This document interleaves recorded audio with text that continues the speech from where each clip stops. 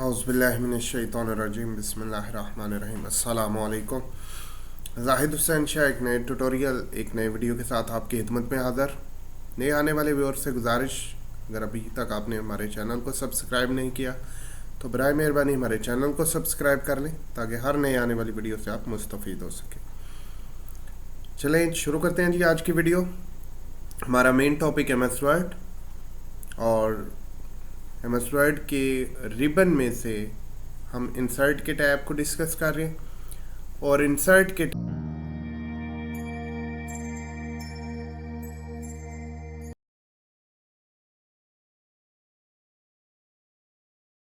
Tab में जो आज हम चीज़ डिस्कस करने जा रहे हैं, जो आज चीज़ हम डिस्कस करेंगे, that is very important, very very important. What is chart? Chart क्या है?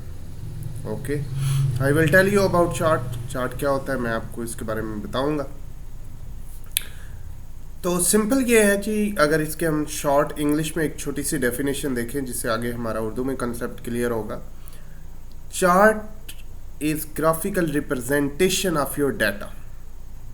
So simple. चार्ट जो होता है वो आपके डाटे की एक ग्राफिकल रिप्रेजेंटेशन है, यानी उसको आप ग्राफ की शक्ल में, वो बार हो सकता है, वो पाई हो सकता है, वो लाइन हो सकता है, वो सरफेस हो सकता है, वो स्कैटर्स डॉट हो सकते हैं, कुछ भी हो सकता है। जिस तरह आपका एक डाटा है और आप उसको नंबर्स के अलावा किसी ग्राफ के ऊपर शो करते हैं तो वो जो है बेसिकली चार्ट के थ्रू होता है। लाइक दैट मैं आपको एक दो एग्जांपल दूंगा, आपको समझ आ जाएगी।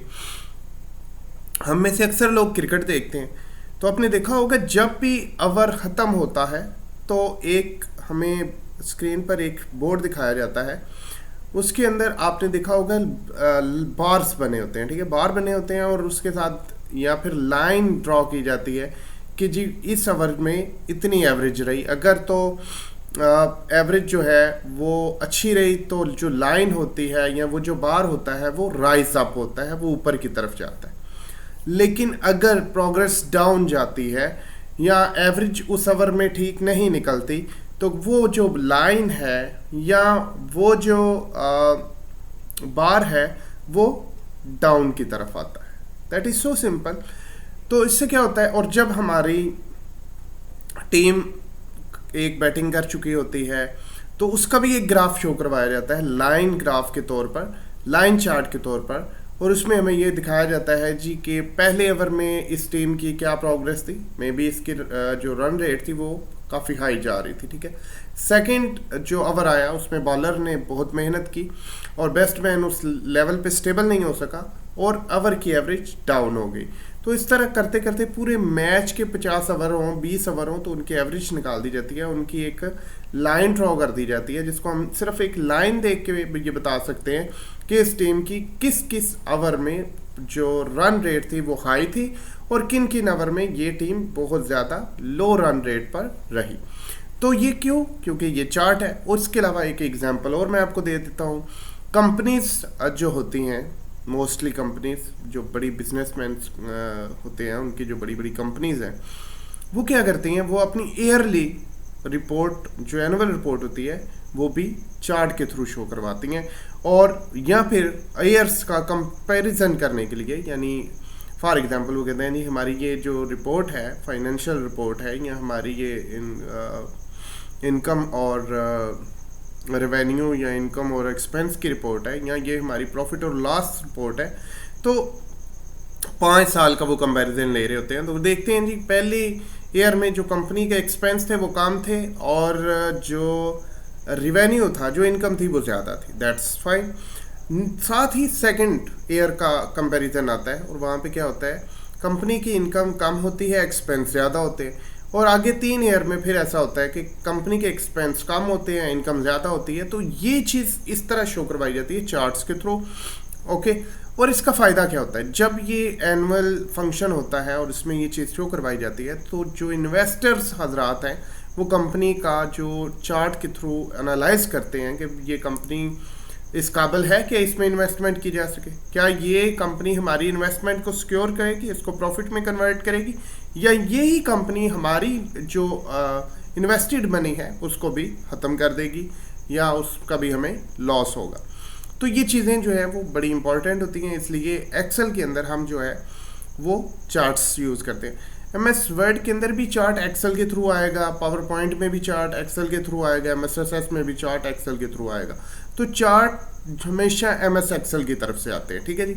Okay, let's start how to insert chart. हमारा सेकंड ऑप्शन, फर्स्ट ऑप्शन मैंने पूरी डिटेल के साथ पूरी कोशिश की कि आपको इस बात की समझ आई होगी और समझ आ जाए, और उम्मीद है आपको इस बात की समझ भी आ गई होगी। अगर आपका कोई सवाल हो, अगर आपकी कोई क्यूरी हो तो आप कमेंट बॉक्स में पूछ सकते हैं, मैं ज़रूर अप्लाई करूँगा। ओके जी, second one, how to insert chart. हम अपने एमएस वर्ड के डॉक्यूमेंट में चार्ट को कैसे इंसर्ट करते हैं। ओके, लेफ्ट क्लिक करते हैं तो हमारा जो कर्सर है, ब्लिंकिंग बार है, वो आपको शो होना शुरू हो गया है। ओके, इंसर्ट पे जाते हैं और चार्ट पर क्लिक करते हैं, ठीक है जी। चार्ट की काफ़ी टाइप्स हैं। सबसे पहले कॉलम, फिर लाइन, फिर पाई, फिर बार, फिर एरिया, फिर एक्स वाई स्कैटर, फिर स्टॉक, फिर surface, radar, tree map, sunburst, histogram, box and whisker, waterfall and combo. ये सारे चार्ट्स वो हैं जो आप एमएस वर्ड के डॉक्यूमेंट में यहाँ पर ऐड कर सकते हैं। लेकिन याद रखिएगा, कम से कम चार्ट ऐड करने से पहले आपको ये पता होना चाहिए कि आप चार्ट किस चीज़ के रिलेटेड ऐड कर रहे हैं। ओके, अगर तो आप मैच की प्रोग्रेस शो करवाना चाहते हैं तो कॉलम वाला चार्ट भी ओके, लाइन वाला चार्ट भी ओके, ठीक है। उसके अलावा अगर आपने किसी चीज़ में 360 सर्कल है आपके पास, ठीक है, लाइक दैट मैं आपको एक सिंपल एग्जांपल देता हूँ। हमारे पास कंप्यूटर की हार्ड डिस्क है, ठीक है, और हार्ड डिस्क की एक हार्ड ड्राइव है। मैं ये जानना चाह रहा हूँ कि जो हार्ड ड्राइव है ये टोटल कितनी है, ठीक है, और इसमें से रिमेनिंग कितनी है। तो ये जो है वो पाई चार्ट इसमें इस्तेमाल होगा, ठीक है। टोटल फॉर एग्जांपल आपके पास थी सपोज दैट 500 GB, और अब वो क्या कहेगा, वो आपको बताएगा टोटल स्पेस 500 GB पाई के अंदर, फिर आपको बताएगा यूज्ड स्पेस, फॉर एग्जांपल आपने 100 GB उसमें इसे यूज़ किया, और फिर आपको बताएगा फ्री स्पेस, और वो कितनी होगी 400 GB। तो इस तरह आपने तयन करना है कि आप जो चार्ट लेने जा रहे हैं क्या वो आपकी रिक्वायरमेंट को मीट करता है, क्या ये वही चार्ट है जो आपको रिक्वायर्ड है अपने डॉक्यूमेंट में ऐड करने के लिए। ओके, अगर आप एरिया की बात करें तो डेफिनेटली जब आप किसी चीज़ का एरिया बताना चाह रहे हैं तो आप एरिया वाला यूज़ करेंगे। अगर आपने एक्स वाई जो स्कैटर हैं, डॉट्स के ज़रिए आपने एक्स वाई को शो करवाना है, जैसे एक्सिस होते हैं, एक्स एक्सिस और वाई एक्सिस, तो आप स्कैटर का यूज़ कर सकते हैं। आपने स्टॉक शो करवाना है तो आप स्टॉक का यूज़ करेंगे। लेकिन जो इनमें सबसे ज़्यादा यूज़ होता है वो तीन होते हैं, सबसे ज़्यादा कॉलम, फिर लाइन, फिर पाई, और बाकी जो है वो एज पर रिक्वायरमेंट और बहुत कम इस्तेमाल होते हैं। ओके, तो हम अभी कॉलम से ही स्टार्ट लेते हैं, और कॉलम ऑलरेडी सिलेक्टेड है और मैं इसको ओके करने जा रहा हूँ। ओके, आप देख सकते हैं मेरा जो चार्ट है वो मेरे डॉक्यूमेंट में इंसर्ट हो चुका है। यहाँ पे चार्ट टाइटल कुछ भी रख सकते हैं, सपोज दैट मैं यहाँ पर स्टूडेंट रिजल्ट लिख लेता हूँ, ठीक है। आप कुछ भी लिख सकते हैं, कोई सच एज कोई रिक्वायरमेंट नहीं है, कोई हार्ड फास्ट रूल नहीं है। आप अपनी ज़रूरत और अपनी रिक्वायरमेंट के मुताबिक इस चीज़ को लिखेंगे। ओके, नाउ यहाँ पर सीरीज़ 1, सीरीज़ 2 एंड सीरीज़ 3, तो यहाँ पर मैं एक ऑप्शन लिख लेता हूँ, आप टेस्ट 1 लिख सकते हैं। Okay, now tap and test 2, okay, now again tap and test 3। Okay, और यहाँ पे जो कैटेगरी है यहाँ पे मैं कुछ नेम डाल देता हूँ, लाइक दैट मैं एक दानिश लिख लेता हूँ, एक मैं अमार लिख लेता हूँ, एक मैं इब्रार लिख लेता हूँ, और एक मैं लास्ट वन को आई थिंक ख़त्म कर देते हैं। 3 स्टूडेंट का कंपैरिजन लेंगे, ठीक है जी। ओके, यहाँ पे इनके टेस्ट 1 में नंबर डाल देते हैं, लाइक दैट जी 40, again 50 and again 45। Okay, now 56 tap, 67 tap and 56 again Ibrar 20, 30 and tap 12। Okay, अब आप देख रहे होंगे जैसे जैसे मैं इसमें चीज़ें पुट कर रहा हूँ, चेंज कर रहा हूँ, तो आप देख सकते हैं इसमें चेंजिंग आपको नज़र आएगी। देखें सीरीज जो लिखी हुई थी वो मैंने टेस्ट 1, टेस्ट 2, टेस्ट 3 के नाम से कर दी, और मैंने दानिश, अमार और इब्रार का टेस्ट ले लिया। और अब मैं ये देख रहा हूँ कि यहाँ पर जो ग्राफिकल रिप्रेजेंटेशन है तीनों स्टूडेंट्स की वो हमारे पास आ चुकी है। डेफिनेटली जिसके नंबर कम है उसके बार जो है वो डाउन साइड पे हैं, और जिनके नंबर्स हाई हैं उनके जो बार हैं वो हाई लेवल पे हैं। कोई मुश्किल बात नहीं है, लेकिन ऐसे हमें कन्फ्यूजन हो रहा है, हम समझ नहीं पा रहे। हम क्या करते हैं, इस एक्सेल को फ़िलहाल क्लोज करते हैं। ओके, नाउ डिज़ाइन में जाते हैं। डिज़ाइन पे जाने के बाद आपने कुछ चीज़ें देखनी है, लाइक दैट यहाँ पर ऐड चार्ट एलिमेंट की अगर बात करें तो एक्सिस की बात करें तो एक्सिस यहाँ पे अभी आपके पास क्या है, एक टेस्ट 1, टेस्ट 2, टेस्ट 3 वाला, जो कि यहाँ पर देख सकते हैं कहाँ पर है, हॉरिजॉन्टल पे है। ठीक है, अगर मैं यहाँ पे इसको ख़त्म करता हूँ, ठीक है, तो आप देख सकते हैं कि वो ख़त्म हो चुके हैं। ठीक है, सॉरी,